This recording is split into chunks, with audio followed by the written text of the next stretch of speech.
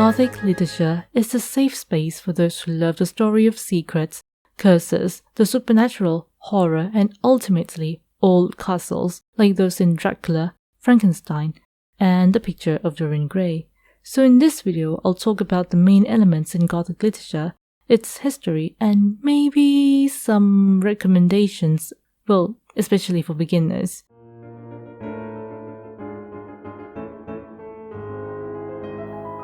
Main elements of Gothic literature. First one, the sublime. Gothic literature often draws on the sublime, a feeling of awe and terror. This mixture of fear, mystery, and suspense was heavily inspired by Romanticism, where characters frequently display intense emotion. But for the Gothic case, it's often terror, despair, or overwhelming passion in melodramatic way. Number 2, fear. Many Gothic works don't rely solely on graphic violence. Instead, they use psychological fear. Female Gothic heroes in particular often face the fear of powerful patriarchal figures. Examples are in The Mystery of Udolpho and Jane Eyre. Fear from guilt and moral conflicts is the most common trope in many Gothic works. For instance, Frankenstein and Dr. Jekyll and Mr. Hyde explored the dangers of extreme scientific ambition and its conflict with morality. Even newer works like Sarah Perry's Melmoth use the guilt as the central theme. Apart from this though, subgenres of Gothic literature like Southern Ontario Gothic and Australian Gothic often use fear and guilt from colonial history as a central theme. Number 3. Supernatural and paranormal, especially with vampires, magics, and ghosts. The mysteries could be either explained or left unexplained. Fourth, omens and curses, especially curses that are tied with bloodlines. This trope is common for the early era of Gothic literature, like Castle of Otranto and the House of Seven Gables.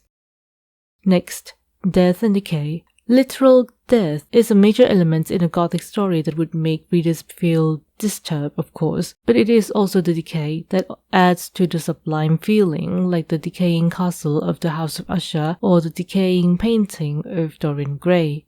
Lastly, the setting is crucial to Gothic literature, and one of the most common settings was old castles because it is perfect for presenting the decay and curses from the past. In newer works, the setting could be haunted houses or old mansions instead, both of which have the same elements of having mysterious secrets and old curses, old stories hidden.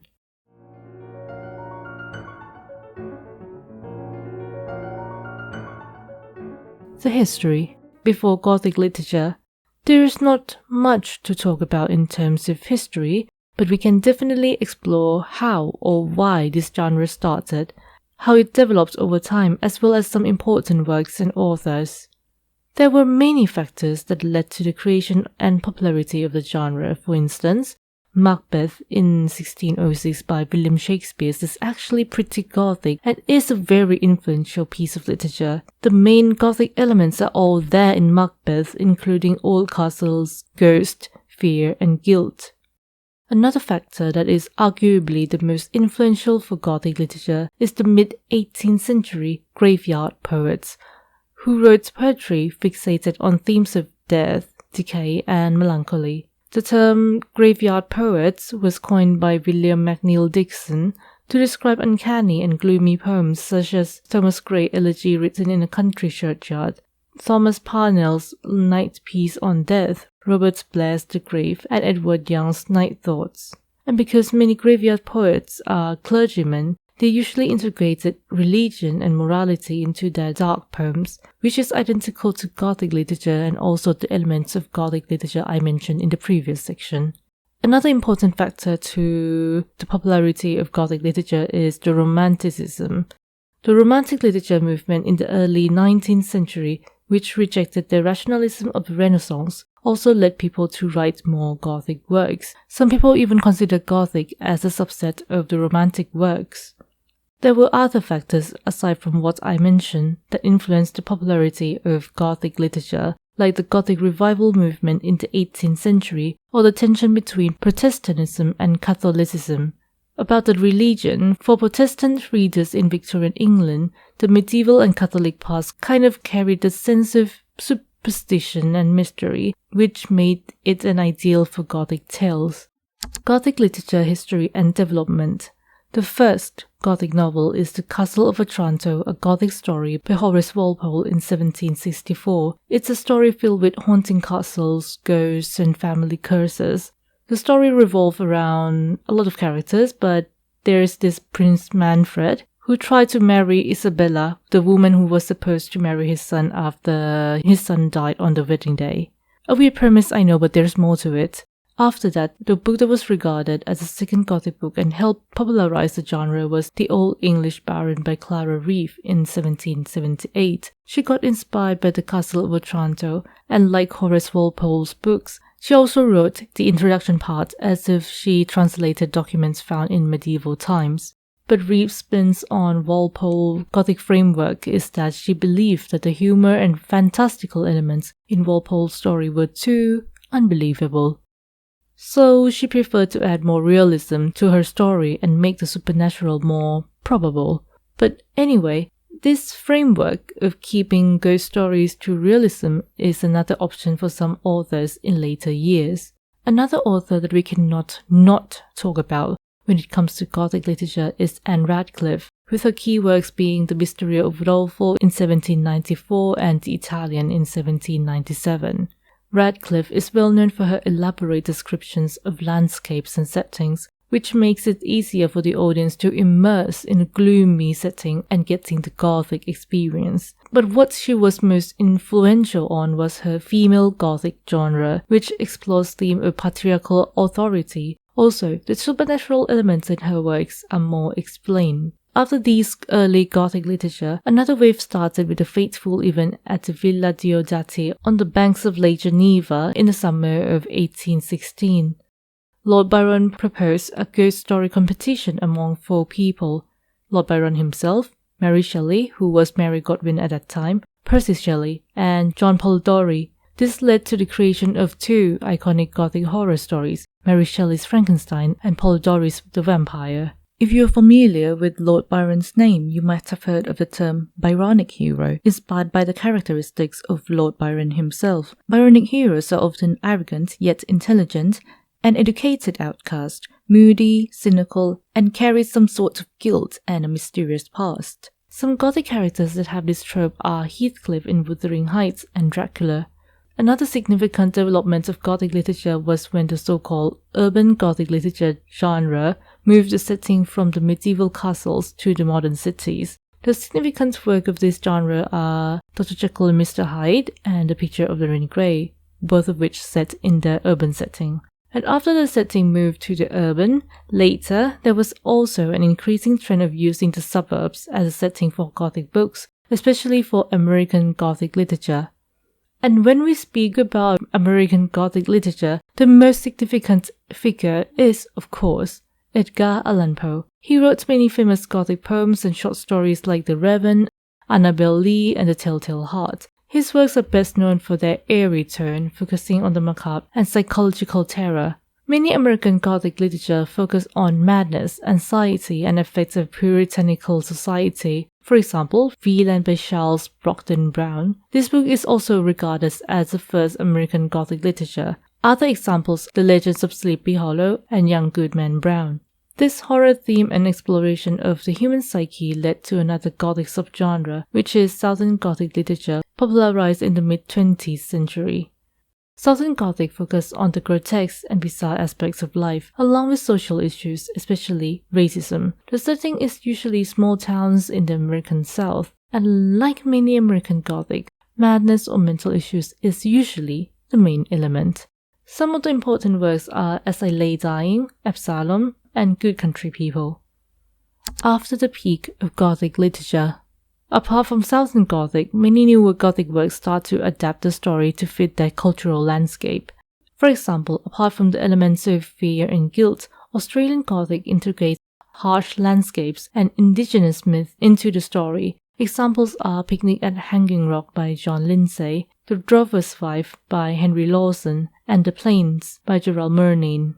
The colonial historical context is also common in Southern Ontario Gothic based in Canada, like Fifth Business by Robertson Davies, a book about a retired school teacher who reflected on his life since boyhood. Likewise, Latin American works like Things We Lost in Fire in 2016, a collection of horror stories published by Argentinian writers, explore issues like inequality, gender oppression, or even eating disorders.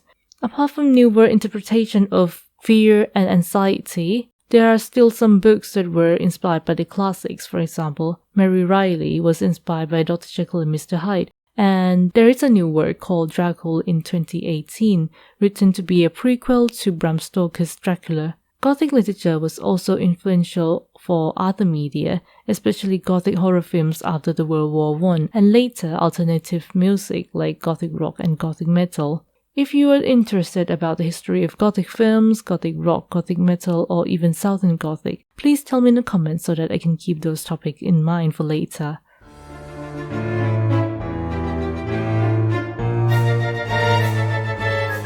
Recommendations. This part is mainly for 1. Those who don't know where to start, 2. People whose English might not be very strong but still want to read some Gothic literature, or 3. People who just want some more ideas on what to read next. If you don't know where to start, the easiest way is to start from popular works you are already familiar with, like Frankenstein, Dracula, The Phantom of the Opera, or The Picture of Dorian Gray. But please do be aware that some books could be totally different from modern films. One example that is very clear to me is that they make Eric from Phantom of the Opera look so charming, while it shouldn't be so in the book.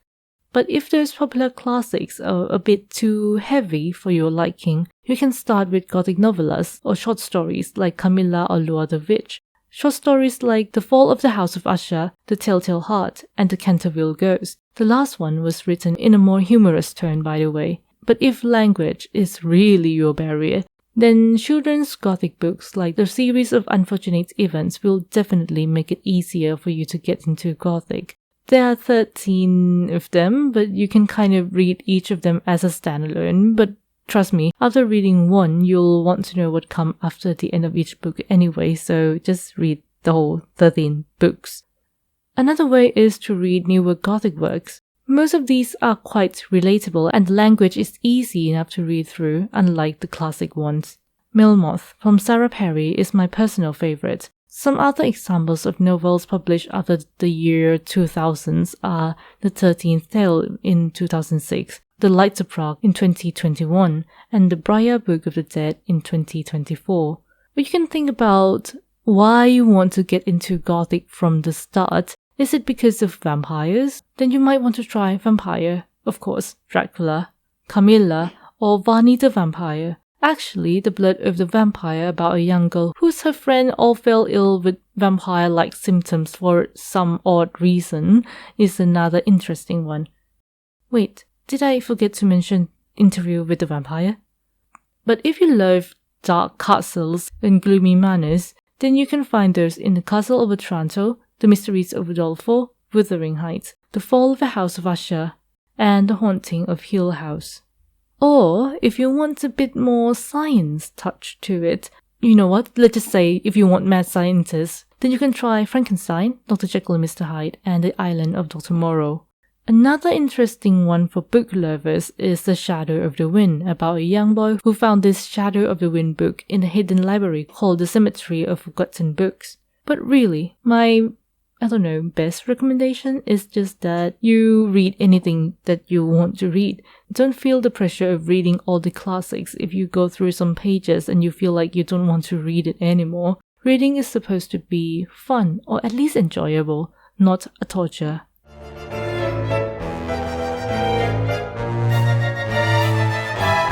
For me, Gothic literature is just so eerily enjoyable. If I have to list out my top 5 favorites, this is going to be hard, but at this moment, I love Dr. Jekyll and Mr. Hyde, The Picture of Dorian Gray, Melmoth, We Have Always Lived in the Castle, and the series of Unfortunate Events. I know I'll change my mind later, but whatever. But what about you? What's your favorite Gothic book? What made you get into or like the genre? Please do share with us. And now, I hope you have an amazing day. See you on the next journey.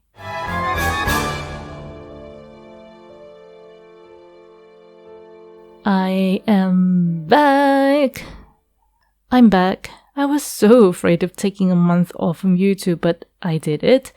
I hope people are still around though.